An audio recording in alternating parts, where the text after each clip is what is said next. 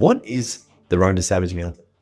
Mate, probably 5 or 6 years ago, I'd started my fitness journey. I'd been in a bit of a bad place and I decided I wanted to get out of it. And I'd always been pretty curious about the Himalayas and Nepal. And I started sending some emails to companies. And funnily enough, I came across a documentary called 14 Peaks. And I emailed them. I said, what do I do? Like, how do I get into this mountaineering stuff? And they emailed back and they said, Lobuche is like your entry-level starter one, get you into it. And from there, I don't know if it's my ADHD brain or whatever it is, but I came up with a plan that I wanted to go from that one all the way to K2. Now, K2 is not the biggest mountain in the world, but it's the hardest one to climb. And they nickname it the Savage Mountain because the death rate on it's like 27%. So 1 in 4 people don't make it back down. Good odds. Yeah, I'll take them. I'm happy with that. What started the fitness journey, but? Mate, probably about 6-7 years ago. Well, probably all my life I've always yo-yoed with my weight. And I've always had a few issues with that. Like I've got it off and I've got it on. And then probably I moved to England, partying real hard over there. And I was just eating shit, taking drugs, drinking too much, going through the motions. And I came back and yeah, I got to a point in my life where I just said enough's enough and started that. It's been a long journey. That was the tipping point, though. Yeah, mate, the tipping point was when I came back from the UK. I was in a relationship that was failing. My life had sort of hit the brakes in a big way. Like things weren't going well at all. Partying every weekend, like not to the point of I want to go out, have fun. I want to go out and distract myself from everything that's going on around me. Yeah. And that just sent me down a fucking rabbit hole, man. So you started with the fitness stuff. What did you start with? Mate, I started by just running. So I was living in Willowdale at the time. And I used to get this app on my phone. So you plug it into your ear and you could play music through it. And it would say, run, stop. And it'd start off, I'd run like street light to street light. And I get up at 3 a.m. because at that time I was probably tipping the scales about 154 kilos. Yeah. And I didn't want anyone else to see me. So I'd be out in the dark, running around. In the morning? Yeah, night or day. So I get up at 3 a.m. and I go run. So no one would see you? Yeah. So I was that self-conscious and wrapped up in everything in my own head that I'd go running at those times because I didn't want anyone else. Like I was just so in the pits of, I don't want anyone to see me and I don't want to do this. I don't want to do that. Did you get in your head like that when you would go out, when you were living in England? Or is that why you would get off your head? Yeah. So I go through the same process of try to get clothes, didn't feel good in anything. And then once you put something up your nose or start drinking, all that goes away. So that was it's kind of like a spiral. So the effect of the cycle that I was in was I'd get to Friday or Thursday, whenever it was, and I'd be like, let's go out. I wouldn't feel good about going out. But when I get out, I'd take whatever and drink whatever. I'd start feeling real comfortable, and that'd go all weekend. Like sometimes we'd start Friday night and finish Sunday morning, Sunday afternoon. And then that Sunday, Monday, start eating shit again. It's just like this cycle that you get caught into, and then I just ballooned up in weight, stacked it on. And it was just, yeah. So you started running at 3 a.m. So that was in England. I came home and then the catalyst for it was, like I was saying it before, like there was a bit of mental health stuff that was going on. And it just, like I said, the relationship was failing. Things weren't going the way I wanted. And I got to that point in my life, I'm like, I'm done. Check out. I can't do this anymore. I like even drove myself to the park. I won't go into all the gory details. And I just sat there, man, and like cried I don't know how long. And I remember the thoughts in my head was, what's my mum and dad going to think when they find me or anything like that? And then that day, man, it all changed. I drove myself home. I didn't touch a drop of alcohol or drugs for 18 months. That thought is what stopped you? Yeah, just like it's like scared the fuck out of me. Like I got to a point where I was like, I can't keep living my life like this. Like I'll end up dead if I keep doing this. So I went home, and that was sort of that relationship I was in at the time. That was the nail in the coffin for that. because I was sort of just hanging on to things, so I didn't want things to change. You were still together at that point. Yeah. And then it was sort of from that point that I started training. And I wouldn't go to a gym, or I wouldn't go to any sort of group classes. I just run by myself. In the dark. Yeah, I didn't want, like, mate, it took me 6 months to run around other people. I just run, like, get up at 3 a.m. I go at like 8 o'clock at night. Okay. So you are in England, overweight, bendery. Yeah. You come back, relationship's not going good, health's not good. You don't feel that good about yourself. You drive to a park to commit suicide. Yeah. And you sit there and cry in the middle of the night for. It was an afternoon. Yeah. And I think looking back now, after getting professional help, I can still remember the day I was driving and I thought I'm just going to go chuck some money in the pokies, and my mind was just melting that day. And I lost the money and I was just like frantic in my mind. And then I was just like, You lost some money in the pokies. yeah. And that were the little tools, right? The drugs, the alcohol, whatever it might be. It's like sedating how you feel. And then, yeah, I drove to that park, and I can't really remember how long I was there, but it was like sort of out of body. I just A blur.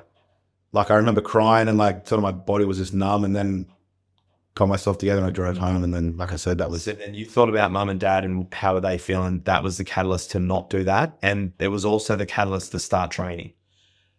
yeah, I was just, why the fuck am I wasting my life here for? Like, I've had these ambitions my whole life, and I guess everyone out there's had that thought process of why bother? I'm not going to get there.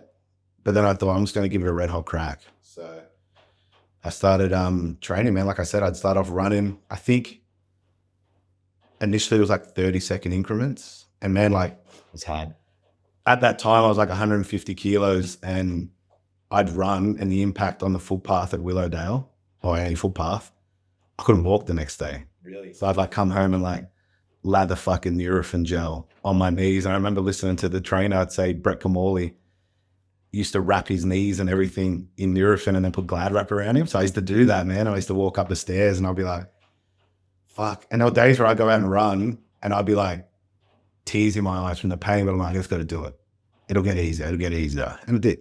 You just kept running. Yeah. I think it's cool to hear that because everyone shares content where it just looks like they started as a gun, but not everyone shares content where they show what they started from, you know? And I mean, in fairness, you can probably see why, because you didn't want people to see you run at all. So No. why would I want to share this with everyone? Yeah. Yeah. But it could be really helpful for people to know if you're 154 kilos and you don't want to start training, you think, well, I could never, how can I start doing this? It hurts. It's like 30 seconds of running. Yeah. Can you do 30 seconds of something? And it's even like you run and you got to like, I'd wear trackies or whatever, and like the weight on you moving up and down is just fucks with your head as well. And yeah, it was just a persistent thing, and then you start losing weight. So I think they come off quite quickly, the first bits, and people start noticing that.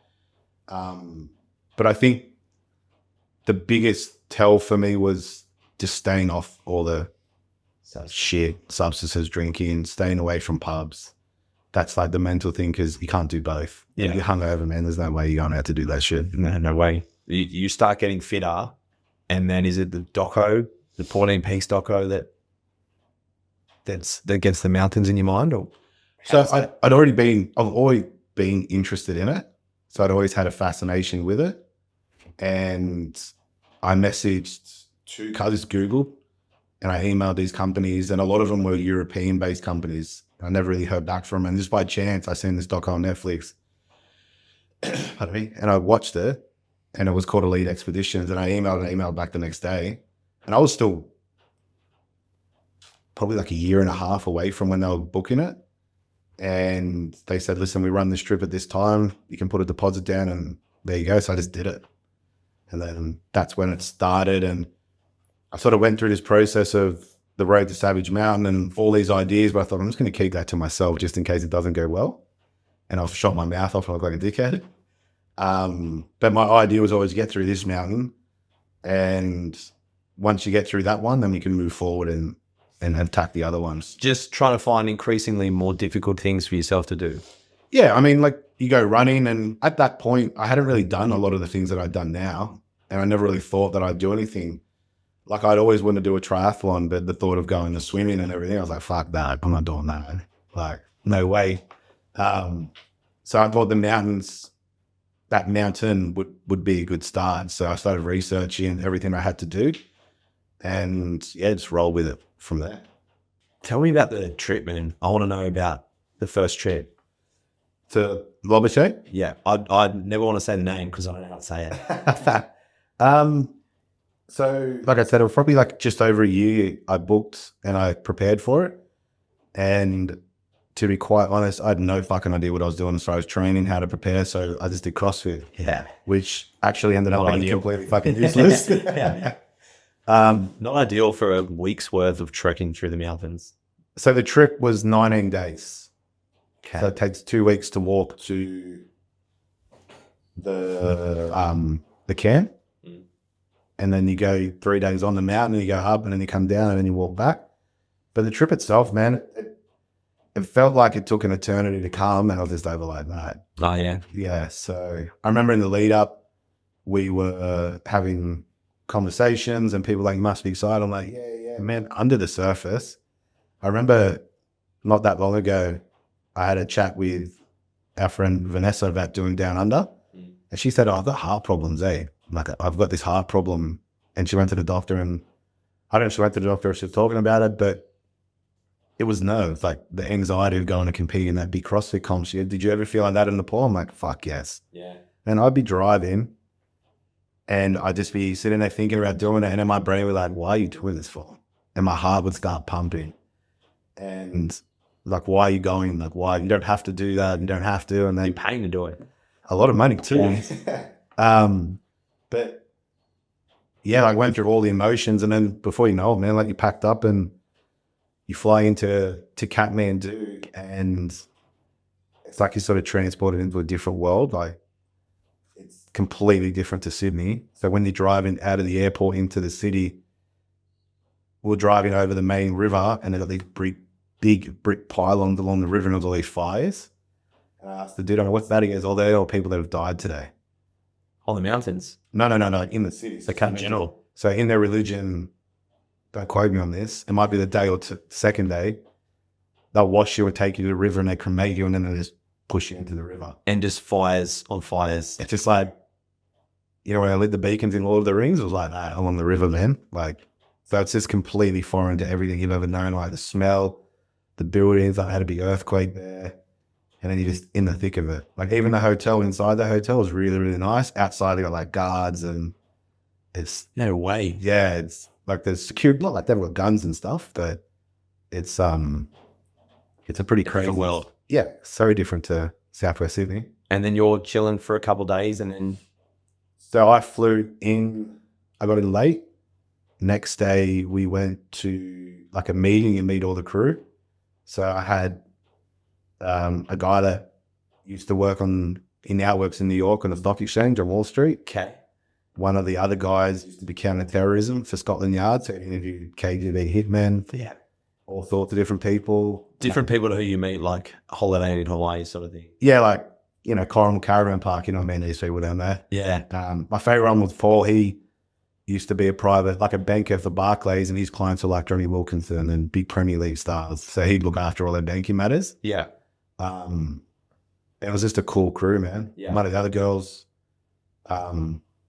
so I don't know what she did, but Lisa was a private contractor for the Australian government, and she goes, I can't tell you what I do. So like, okay, no, You can tell me, but you can tell me. Yeah. We won't tell me, right? So it was like we met all the crew, and then you have a dinner. We met, I don't know, Ming David, so he's like one of the best mountaineers in the world. He climbed the Savage Mountain K2 in like 14 hours. Which, what, like a normal person, how long was that thing? 5 weeks, Oh, okay. 6 Yeah. weeks. Yeah, right. Like you rotate around it, but they just went straight up. Is that because you're meant to be going up and then getting accustomed to that altitude and then coming back down and then going up again and then going It's a back down? process. Yeah. Right. So the altitude really will play games with you. Did it with you? Yeah. So it's kind of like the first parts is okay. But then when you get higher up, it's just constantly.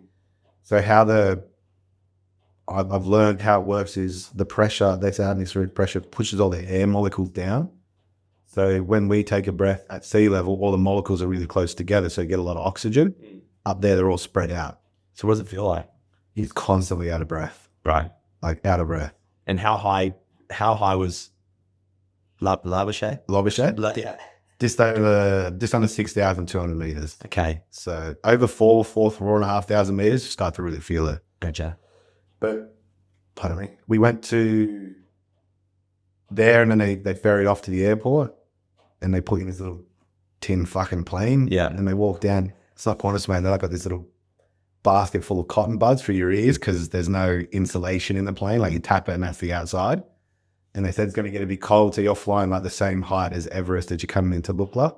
You get these things and you're just like, the whole time. And then they say like, look out the left-hand side of your window and it's like all the mountains. And then you're looking at the airport and it's just this little runway and then a mountain. And that's it. And then so when they turn around, they take off, they shoot you down. And as you take off, you sort of drop a little bit and then you pull up because there's a big valley underneath you. So that's flying in. And then it's kind of like you're in a movie. So you get there and it's just all these mountaineers, like big yaks that everyone's loading their stuff onto, donkeys. There's no motorized vehicles or anything up in the national park. And they don't kill any animals or anything in there. So you become a vegetarian for 2 weeks, 3 weeks. And yeah, man, they pack all your bags and then off you go. You meet your porters, you meet your Sherpas and the guys leading the group. And 13 days it took us to hike to the base camp. So everyone hikes the base camp and then go to your different mountains from there? So we went to Everest base camp and then we turned around and we come back a little bit to Labouchere and we go up to that base camp and we stayed the night. The next day we did the training and then up you go. What's it like, the climb? Horrendous. What do you mean? So it's like compound interest every day that you go. So you're already pumped and then your adrenaline sort of starts to wear off and you're basically walking uphill for 2 weeks. Yeah. And as you go up, it gets colder and colder and colder. And you're only eating like rice noodles. No meat. No meat. One of the girls that we she had a few satchels of protein. I think I dropped like 13 or 14 kilos on the trip. In 19 days? Yeah. So you just under the pump man the whole time.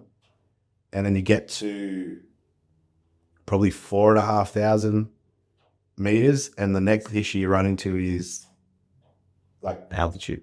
the altitude. But when you sleep, like I struggle at sea level, like you start breathing.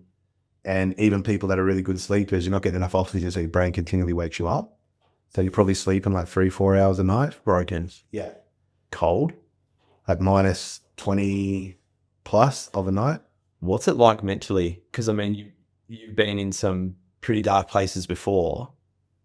It just seems like it would be monotonous. Like this is something that's hard, it's getting harder. I'm getting more and more tired and I'm guessing you're just seeing blizzard, wind, mountain, and that's it. Like no real end in sight. Like, I mean, along the way, you meet people. So the Sherpas that we had, we went through their villages, we got to meet their families. They take you to the monasteries and they've got like a glass cabinet with Bigfoot's hand in it. It's like this scallop. they found him. Yeah, they found it. Yeah. So you do see a lot, but then when you get higher, there's no trees. It's very like desolate. Yeah.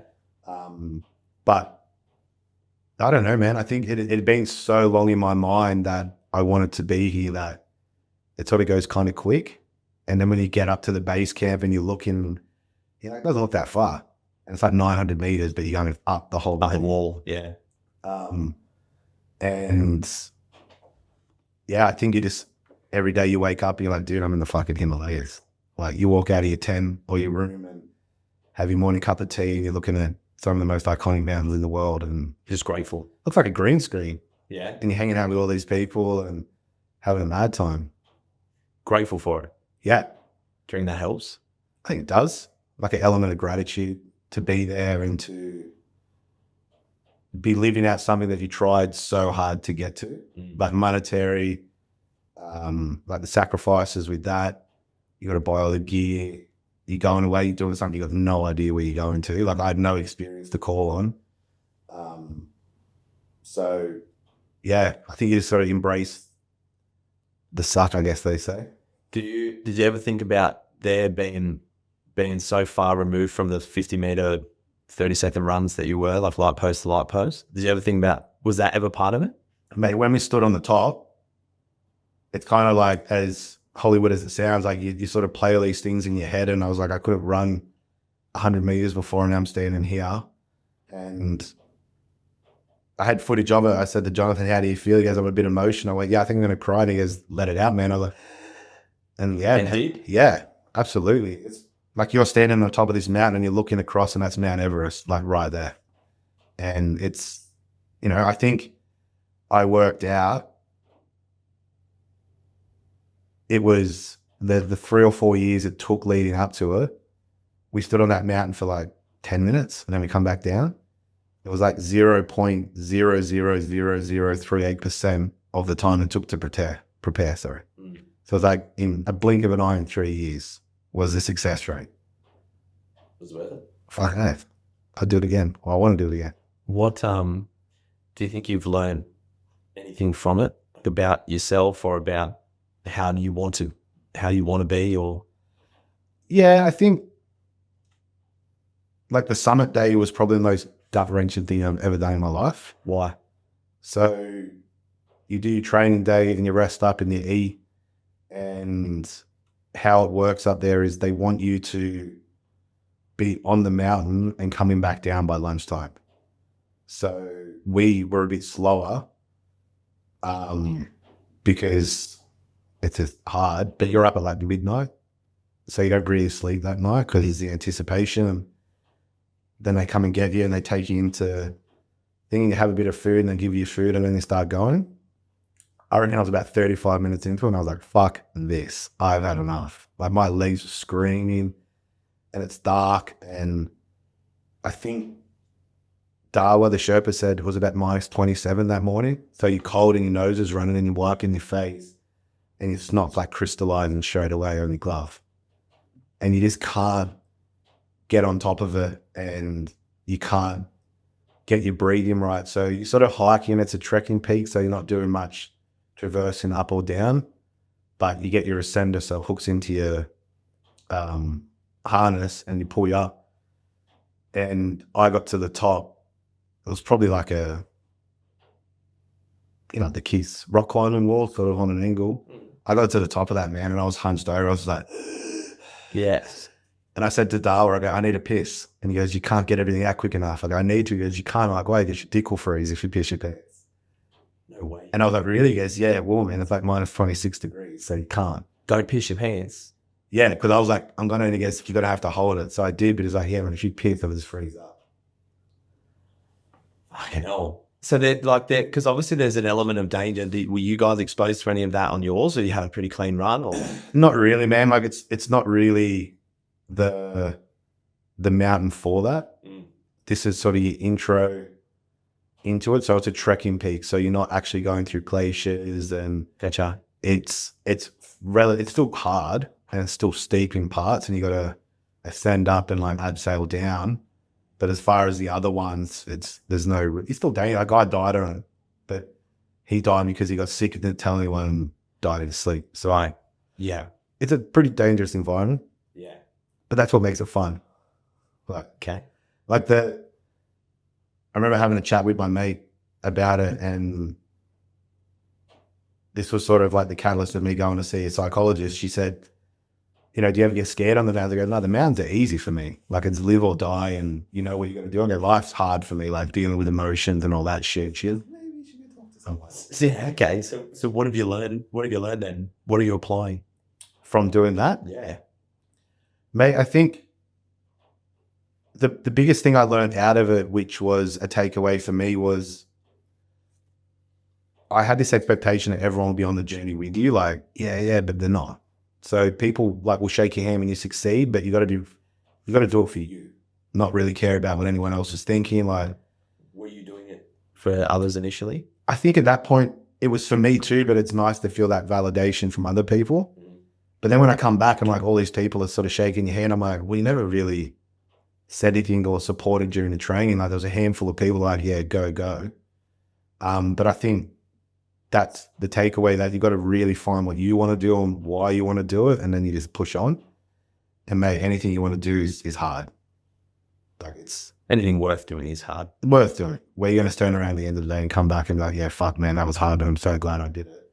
Like, man, I was flying when I got back to the Kathmandu. We all went out and had a few too many beers. And so, yeah. But then I think, so like Jonathan, he was the guy that was the ex-counterterrorism, like he did all those jobs. We went out to lunch because my flight got pushed back and we were the last two there. And we went down and we had a chat. And he goes, how do you feel? Like, I sort of feel a bit deflated. Like you build this thing up massively and it's all over now. Yeah. And I think that sort of feeds into that other side of it as well, which I thought this would change things for me, but it didn't. That come from somewhere else. And we were sitting eating. He goes, yeah, how do you feel? I said, I feel a bit deflated, like it's all over. He goes, well, you can do another one. And he goes, I'll give you some advice. He says, I've done a couple of days, you'll never be the same again. And you'll be different to all the people that, at home. He goes, some people are very comfortable in their lives. He goes, they won't understand why you're doing it. And that was helpful, that people don't have to understand why you're doing it, but you've just got to know why. Why? Why are you doing all this? I think it's to prove to myself that I can. And I've always enjoyed living on the extremities. So whether it's partying, like instead of just going out and having a few drinks, then I go home and listen to music and drink by myself till early hours in the morning till the sun comes on. So there's that element of it. And I think simply like when my time's up, I want to look back and this guy did some fucking cool shit in my life. Probably won't own the $1 million houses and boats and AMGs, but I look at my life now and I've watched the sunrise over Mount Everest. I'm watching set in the Sahara Desert, been swimming with humpback whales and all that shit. And that's the angle that I'm going with. Yeah. Experiences. Yeah. Well, you can't buy that shit. They will charge you for it though. They will charge you for it, but So the memory of you, yeah. What's the next challenge then? Manaslu. Another easy one to say. Yeah. Yeah. What's that? So this is stepping into the mountains over 8,000 meters. So you got to wear oxygen tanks. 4,500 altitude's an issue. Labouche was 6,000 odd. Yep. This one's 8, just over 8. Yeah, like an extra 2 kilometers on top of the first one. Oh, yeah. Yeah. Okay, fuck. So it's an entry level one into the world of mountaineering, the 8,000 meter peaks. It's not technically hard. You walk up it, obviously. There's some traversing, but so you live on the mountain for 3 weeks. So you go up, come down, go up, come down, and you do a big summer push. So I think the summer push, they average between like 18 to 22 hours from what I've seen them do. That hard, like last. So Summer push off, what's that? So you'll get on the summer push, you'll start back at the bottom. You go camp 1, 2, 3, 4, and then you push to the summit. And then they normally get to the summit like before lunchtime. And then you come the whole way back down in the day. Right. They try. And it's a big day. Yeah. But that's next. It is next. It was meant to be this year, but unfortunately things are out of my control. There's got to be pushed back another year, but that's the next one. Yeah. Are you pumped? I was, now that I've got to wait a year, but it's a pretty hostile environment, man. So like you got to be prepared. You can die out there. People die out there all the time. So, but I'm excited for it. Like I was really looking forward to it. It's just the experience. Being up in those mountains, there's nothing like that. You can't get that here. So there's got to be like a message for this. What's the point?